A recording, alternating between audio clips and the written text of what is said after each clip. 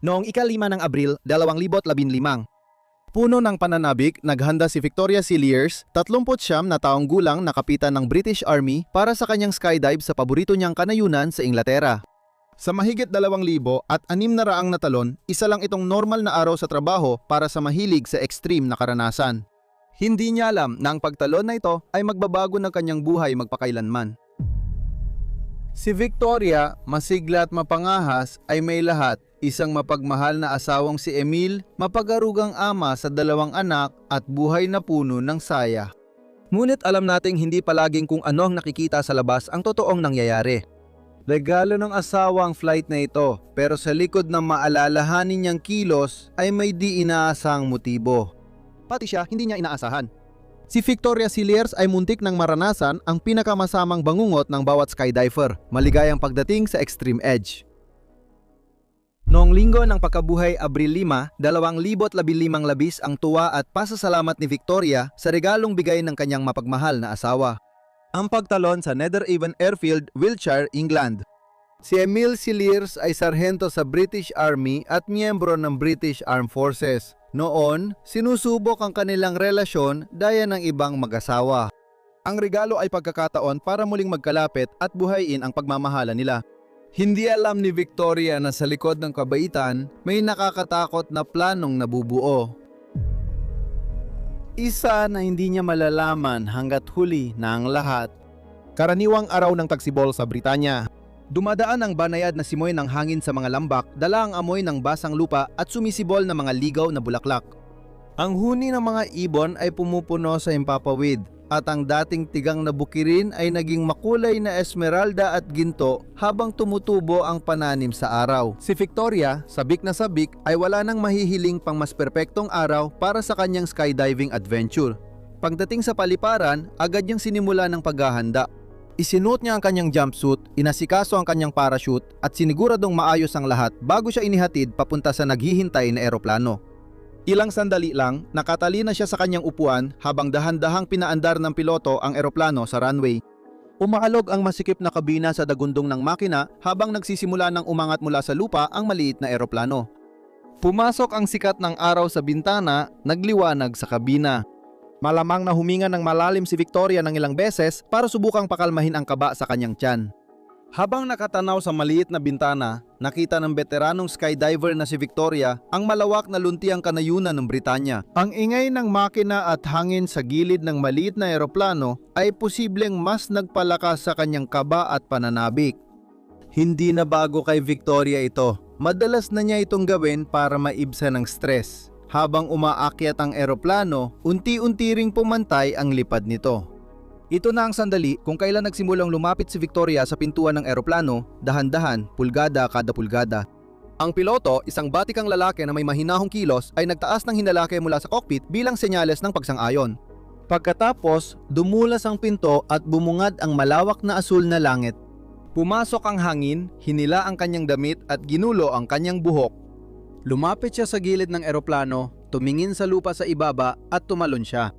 Isang bugso ng pananabik at saya ang marahil bumalot sa batikang mahilig sa skydiving habang tumalon siya pababa sa lupa. Sa ilang mahahalagang segundo, ito ay purong malayang pagbagsak. Habang bumababa siya patungo sa lupa, ang pakiramdam ay siguradong kakaiba at hindi natin nararanasan sa araw-araw nating buhay. Humahagupit ang hangin sa tabi ng kanyang mga tainga, mabilis lumalapit ang lupa at dama niya ang matinding kalayaan. Ang natatanging pakiramdam na ito, isang damdamin na tanging sa himpapawid lang mararanasan, ang siyang humihikayat sa marami na subukan ang kapanapanabik na skydiving. Malamang ay napasigaw siya sa sobrang tuwa kasabay ng ilang tawa. Habang mabilis na lumipad si Victoria na parang ibon pabalik sa lupa, malamang ay napangiti siya at lubos na niyakap ang matinding saya ng malayang pagbagsak.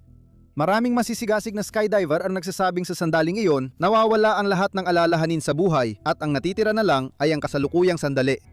Maingat niyang binantayan ang altitude pero trahedya ang nangyari ng oras na para hilahin ang parachute. Sandaling paglihis. Kung gusto mo pa ng mas matitinding kwento na di namin mapapakita dito, sumali ka sa Extreme Community sa Patreon. Kita-kits sa tunay na extreme. Habang bumabagsak si Victoria sa lupa ng higit 60 milya kada oras, hindi nabuksan ang kanyang parachute. Dahil nagsanay siya para sa mismong sandaling ito, hindi siya nag-atubili at mabilis niyang pinutol ang pangunahing parachute bago subukang buksan ang kanyang reserbang parachute. Pero kahit ang kanyang reserbang parachute ay hindi rin bumukas. Sa puntong ito, maiisip na lang natin ang matinding takot at pagkabalisang bumalot sa isip ni Victoria. Walang magagawa sa sitwasyon. Wala na siyang magagawa. Naranasan mo na bang magkaroon ng bangungot kung saan pakiramdam mo ay nahuhulog ka sa ere? Nagpupumiglas ka at kumakawag at pakiramdam mo ay wala kang magawa habang nahuhulog ka at habang natataranta ka, alam mong malapit ka nang bumagsak sa lupa tapos bigla kang magigising, hingal na hingal at parang nakagapos ka sa kumot na parang isang mami? Baka ako lang yon, pero ito ang malupit na realidad para kay Victoria nung araw na yon. Maiisip na lang natin ang hagibis ng hanging sumisipoy sa tabi ng kanyang mga tainga. Habang bumabagsak siya sa lupa, naging malabo na lang ang kulay berde at asul sa paligid niya. Tumalon lang siya mula sa eroplano, naging maliit na tuldok laban sa malawak na kalangitan. Ang unang bugso ng adrenaline ay nakakalasing, isang halo ng takot at pananabik. Malaya siya sa lahat ng problema sa buhay, hindi iniisip ang mga kasalukuyang issue sa kanyang relasyon. Sa isang sandali, isa siyang ibon na lumilipad sa kalamitan. Ngunit biglang nawala ang lahat ng kalayang ito sa isang iglap. Paano kung ang bagay na ginawa para iligtas ka ay siya pa magtaksil sa'yo? Nang hindi bumukas ang parachute ni Victoria, nagulo ang buong buhay niya. Ngayon, umiikot siya, litong-lito at mabilis siyang nilalapitan ng lupa. Pinakamasamang bangungot ito para sa isang skydiver at ito ang naranasan ni Victoria sa nakakatakot na araw ng tagsibol sa Britanya. Bumagsak siya sa lupa ng mahigit 60 milya kada oras, kaunti lang ang magagawa niya para bumagal. Kaunting sandali na lang para tanggapin ni Victoria ang kanyang kapalaran. Ang pagbagsak mula sa taas na ito ay malamang na agarang ikamamatay. Habang bumabagsak siya ng 4,000 talampakan pababa sa lupa, ang mga nagtipon sa lugar ng lapagan ay nanood na may takot. Isa sa mga nakasaksi ng buong pangyayari ay si Rob Camps na nagsilbing kalihim ng club sa Netheravon Airfield. Para kay Victoria, parang napakatagal ng pangyayari, pero sa totoo lang, ilang segundo lang ito natapos. Ayon kay Rob na nagsabi kalaunan, talagang nakakasuka ang panuurin yon. Sa kabila ng malulubang aberya, nagawa ni Victoria dahil sa karanasan sa skydiving na pabagalin ang pagbaba at lumayo sa kalapit na kalsadang aspalto. Bumagsak siya sa malambot at bagong ararong bukid. Sa kasamaang palad, wala nang magagawa pa si Victoria at bumangga siya sa lupa ng napakabilis. Dali-daling tumakbo sina Rob at ilan pa para tulungan si Victoria, handa na silang tanggapin na patay na siya at may dalang body bag. Pagdating sa lugar, inilarawan ni Rob ang kalagayan niya. Sobrang maputla siya. Hindi ko makita kung humihinga pa siya, walang pantaas baba ang dibdib niya. May matinding kutob ako na bangkay na siya. Dala ang bigat ng loob, dahan-dahang nilapitan at sinuri ng mga medikal na tauhan ng katawan at nagulat sila na makita na may pulso pa ito. Ang pagkakaligtas ni Victoria ay tunay na isang himala. Ngayon, laban ito sa oras habang agad siyang binala sa ospital para iligtas ng mga doktor ang kanyang buhay. Nang sabihin sa kanila kung paano niya natamo ang kanyang mga pinsala at namangha ang mga doktor dahil ang pagbagsak mula sa taas na yon ay kadalasang nagdudulot ng agarang pagkamatay. Nang suriin siya, natuklasan nilang si Victoria ay may panloob na pinsala, pinsala sa gulugod, nabaling balakang, 5 nabaling tagyang at pagkulaps ng baga. Ayon sa ulat medical, ang kanyang payat na katawan at malambot na lupa ng bagong araro ang nagligtas sa kanyang buhay. Ngunit ito ay nagbubunsod ng mahalagang tanong. Paano nangyari ang ganitong bagay? Masusing sinusuri ang lahat ng kagamitang pangparachute para matiyak ang maayos nitong kondisyon. Bagaman maaring pumalya ang pangunahing parachute, napakabihira namang parehong hindi gumana ang dalawa. Nang matukoy ng Army Parachute Association na hindi pangkaraniwan ang pagpalya ng mga parachute, agad silang nakipag-ugnayan sa pulisya. Matapos maglaan ng ilang panahon sa paggaling, nagawa ni Victoria na ibahagi ang sarili niyang bersyon ng nakakatakot na pagtalon na muntik ng kumitil sa kanyang buhay. Habang kinakausap sina Paul Franklin at Medihena, mga investigador, idinetalye niya ang araw na yon dahilan para isipin ng mga autoridad na maaaring aksidente ito dahil sa sirang kagamitan o tangkang pagpapakamatay. Nabaliwala agad ang paunang palagay na aksidente ito nang mapansin ni Chief Instructor Mark Beata ng Army Parachute Association ang irregularidad sa kagamitan ni Victoria. Partikular, ang mga slings na nag-uugnay sa harness at sa parachute ay nawawala mula sa reserve parachute. Ito, kasama ng magulong linya ng pangunahing parachute, ay nagpapahiwatig ng sinadyang sabotahe. Dahil sa natuklasan ito, nagsimulang tumaas ang hinala at tila namumukhang ang aksidenteng ito na parang kakaiba ay maaaring may mas masamang dahilan. Sino naman ang gagawa nito laban sa iginagalang na miyembro ng komunidad at Britong kapitan ng militar? Nagsimula sina Paul at Maddie ng investigasyon at kinausap ang mga nakakakilala kay Victoria. Ikinuwento ni Maddie Henna na noong unang beses niyang kausapin ng suspect, agad siyang pinaramdam ni Emil ng matinding pagkailang. Sa panayam sinabi niya, sobrang kumpiyansa niya sa sarili. Hindi tama sa pakiramdam ang ganoon niyang sobrang kumpiyansa. Kaya agad nilang napansin ang asawa ni Victoria. Habang mas nakikilala nila si Emil, lalong lumalabas na hindi perpekto ang buhay niya. Hindi nagtagal, siya na ang itinuturong pangunahing suspect.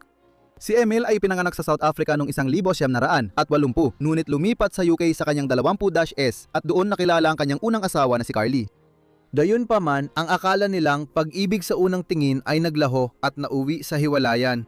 Unang nagkita sina Emil at Victoria noong 2009. Physiotherapist siya sa kampo militar habang physical training instructor naman siya sa Royal Artillery na nasugatan ang tuhod sa aksidente sa pagski.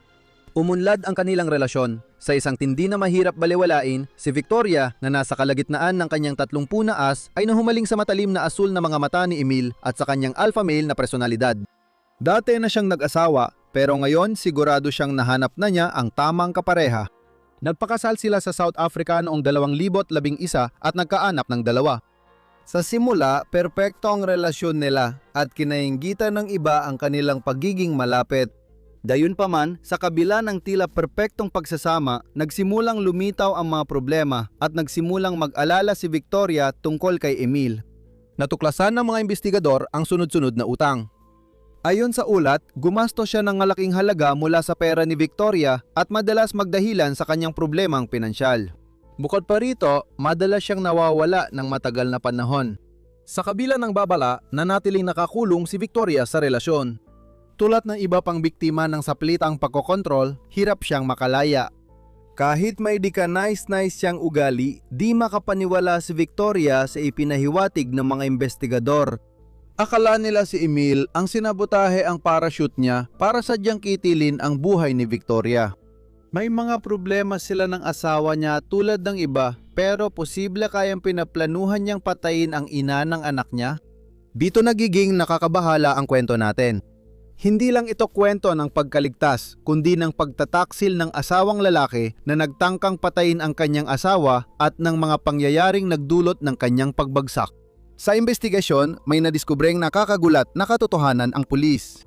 Hindi ito unang beses sinubukan ni Emil patayin ang kanyang asawa. Ilang araw bago ang skydiving incident, tinangka niyang pasabugin ang gas sa kanilang bahay sa Amesbury, Wiltshire na nagbanta kay Victoria at sa kanilang 2 anak. Tusong-tuso ang kanyang plano. Binuksan niya ang gas tap at hinayaang kumalat sa bahay, umaasang may magsisindi at magdudulot ng malakas na pagsabog.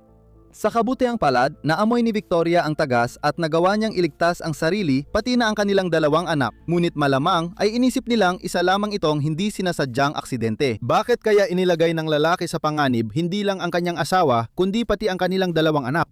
Sa totoo, gaya ng hinala mo, may isa pang babae. Ipinakita ng datos mula sa kanyang telponyo na ang ama ng mga anak ni Victoria ay may aktibong relasyon sa ibang babae na kilala bilang Stephanie Golder. Pati pinangako niyang pagkakasalan niya ito. Hindi pa ito ang pinakamasama, inakusahan si Emil ng pagpapadala ng hindi angkop na mensahe sa anak ng kaibigan niya.